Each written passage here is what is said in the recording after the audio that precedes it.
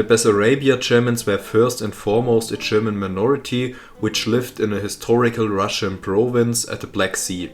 This historical province of the Russian Empire was called Bessarabia, and it is roughly equal to what is modern-day Moldavia.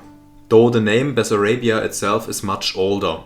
Throughout the centuries and especially medieval European history, Bessarabia was always influenced by the surrounding powers. And Bessarabia was sometimes ruled over by Russians, other times Romanian states, and sometimes Bulgarians. But from the late 15th century to 1806 it was under the control of the Ottoman Empire. So Bessarabia was actually also for quite a while under Turkish influence. This however changed when the Russian Empire managed to conquer this area in 1806. And from this time on the Russians began to actually form Bessarabia into a province of the Russian Empire. The thing that is interesting about Bessarabia is actually that it is geographically quite different from at least Western European areas. So Bessarabia is more comparable to your classical steppe landscape. There were, especially since the early medieval period, very few forests, and a good way to describe this landscape was actually that it was a large grassland and low hills.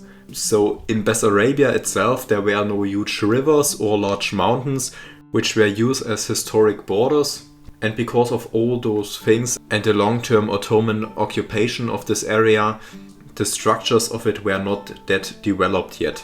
The soil of Bessarabia itself was actually rather fertile. So it became very early on after the Russian conquest apparent that the province of Bessarabia actually would have the potential to be quite useful as farmland. But the problem that existed was that the ethnicities which lived in Bessarabia simply were not too familiar with this classical kind of agriculture. Most inhabitants of Bessarabia were ethnically Romanians. And these Romanians lived in the area for the longest time in the way that they were simply cattle herders. So as already said, Bessarabia was simply a huge grassland, so this was actually a kind of good economical concept, but the result was also that the real potential which the soil actually had was not directly used. And this was something that the Russians tried to change from there on.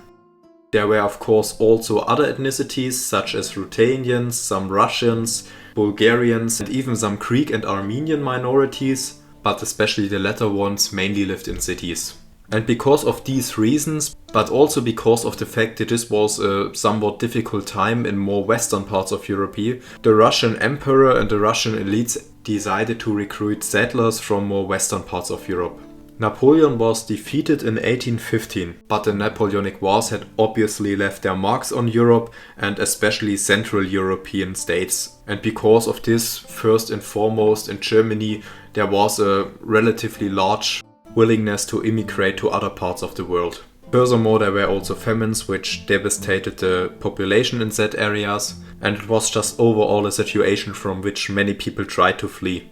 And especially in two German-speaking areas, there was quite a large willingness to emigrate to Bessarabia, because the Russian Emperor also ensured them that they would get free land in Bessarabia. And these two areas were the regions of the historic Duchy of Warsaw and the southwestern German area of Swabia. And from these both regions, German settlers soon set out to settle in Bessarabia.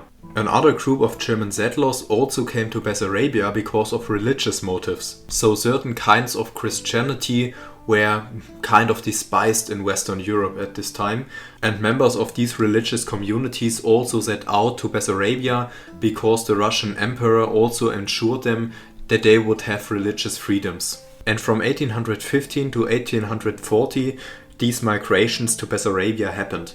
Originally there arrived only a few thousand German settlers in what is historically Bessarabia. And these few thousand German settlers founded the 24 original Bessarabian villages. The first years after their settlement turned out to be quite hard, because Bessarabia was at this point, at least in the aspect of agriculture, not developed at all. Furthermore, the support which the Russian Emperor had promised them would quite often disappear on the long way from the capital of the Russian Empire to the Bessarabian province. And this of course was mainly due to the rampant corruption which plagued the Russian Empire at that time. And because of this it is also believed that of those original settlers a rather large percentage died in the first few years, and this simply because the life conditions were that bad at first. But the situation of these Germans which settled in Bessarabia and now became the Bessarabia German community became over the time far better. The soil turned out to be quite fertile, and especially crops as grain grew quite well in this region. But their number grew over the time quite much. So in the year 1940 there were over 100,000 Bessarabia Germans which settled in this area. And because of this, the Bessarabia Germans founded over the time also several new villages. So originally there were these 24 villages which were inhabited by a few thousand Bessarabia Germans, but in the 1940s there were around 200 Bessarabian German villages. And this is also where the culture of the Bessarabia Germans comes into play. Bessarabia Germans were originally not too distinct from average Germans in southwestern Germany, for example. But over the time they developed cultural habits which were quite distinct from your average German. It became, for example, custom that not the oldest but the youngest son of a family would inherit the yard and field of a family. The logic behind this was that the older sons had this way more time to establish their own families and their own households. And this was also one of the reasons why they expanded it fast. Furthermore, families were traditionally very high regarded if they had many children. Over the time, the Bessarabia Germans also developed their own dialect, which was actually a mix of the southwestern German dialect and northeastern German dialects, due to the reason that the original settlers came from these both areas. So the German that they spoke was of course still quite understandable to an average German, but because these two dialects actually mixed into each other in this area, it is said that to an average German this dialect would have appeared somewhat strange. Another aspect of their culture was also that they adopted culture from peoples which lived around them. So their kitchen included, for example, Romanian and Ruthenian dishes. Due to the reason that they settled near to the Black Sea and important trading cities on the Black Sea, such as Odessa, they had also very early on quite a good access to spices which were traded in these cities. And this is also how it came to be that they seasoned their dishes quite a lot. The Bessarabia Germans had also their own folk costumes. But the interesting thing about these folk costumes is that they also took over certain aspects from the folk costumes of other peoples which lived in this area. And this was largely due to the reason that these parts of their costumes proved to be quite useful for everyday work. And all these things combined in the long term to what you would effectively call Bessarabian German culture. Although some Bessarabian German families became quite wealthy to the late 19th century, the political pressure on them grew over the time more and more. The reason for this was the same reason for which also the pressure on other peoples of the Russian Empire grew over the time. And this reason was that from 1880 on, there was an increased pressure of Russification on simply all ethnicities which lived in the Russian Empire. Due to the reason that Bessarabia was largely inhabited by Romanians, it became after the First World War, which Russia more or less lost, a part of the Romanian state. Originally Bessarabia was for a short period independent, but they then decided to join Romania. In the case of the Bessarabia Germans, there were good and bad aspects to this. One of the good aspects were that they simply had not the problems which other German minorities had in the Soviet Union. So there was no large civil war in Romania, there were no large-scale deportations, and the Romanian state stabilized itself, at least compared to the Soviet Union, rather fast. Another positive aspect for the Bessarabia Germans was that they now developed further contacts to the Transylvania Germans. And the German minority in Transylvania was historically quite old and had good connections to the German states. The Bessarabia Germans themselves were largely a culture of farmers, and these contacts enabled them from there on to establish a more intellectual culture.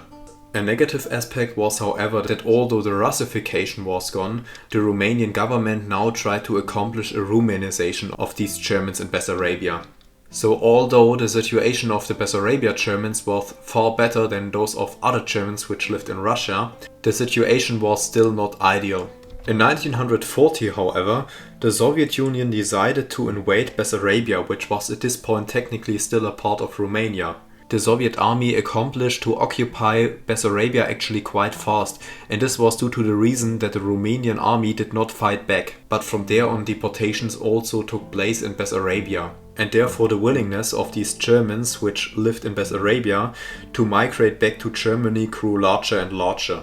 And the government of Nazi Germany was able to tie in with this, because the government of Nazi Germany planned for quite a while to resettle these Germans into Eastern German territories, and such territories which were at this point in history conquered by the German Empire from what was essentially before the war Poland. And since most people in Bessarabia feared the Soviet rule, the most Bessarabia Germans gladly agreed to the proposals of the government. And an interesting thing is that it was for some Bessarabia Germans actually quite hard to connect to Germany again, because their culture was of course still largely German and more comparable to those of Germans than any other ethnicities, but they had developed these cultural habits which were somewhat strange to your standard German. And especially in this time, this was one of the reasons why many Bessarabia Germans were not settled directly into the territories which were occupied by Germany at this time, but they were instead sent to camps in which they had to prove their value by working there for several years at first. It was by some Germans even joked that the Bessarabia Germans would be Bessere Araber, which would loosely translated mean as much as better Arabians, because of the name of the landscape from which they came and their habits which seemed kind of weird to some Germans. But this was of course from person to person different, and especially younger Bessarabia Germans had at the most time no problems to connect to the average German society. Although, and this might be said, I think that there is a certain tragedy to this. Another tragedy is also what happened to some Bessarabia Germans that settled in these eastern territories which the German Empire occupied at this time. Because their new villages were often founded on land which was expropriated from Polish farmers which settled there after the First World War. And these Polish farmers were of course not too happy with this situation. And these farmers started to form sometime partisan organizations. And it was, at least in a few instances, part of their revenge that they simply killed these Bessarabia German families which settled on the land which was just a few years earlier their property.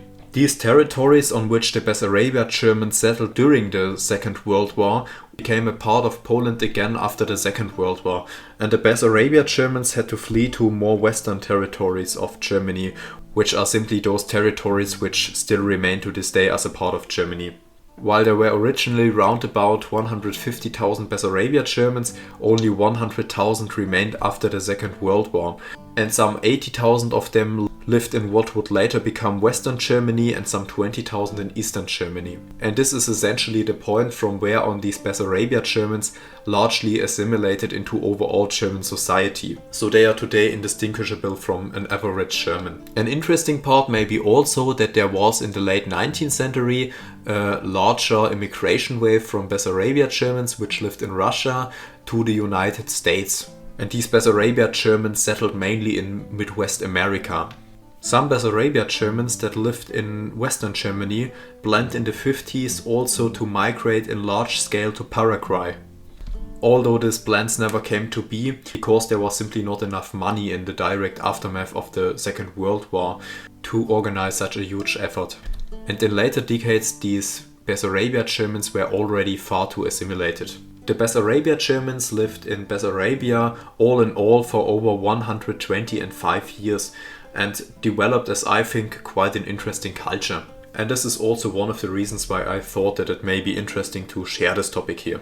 Yes, but this would be all for today. I hope as always that you enjoyed the video, that you learned something, and I as always hope that you will watch the next video again. See you then!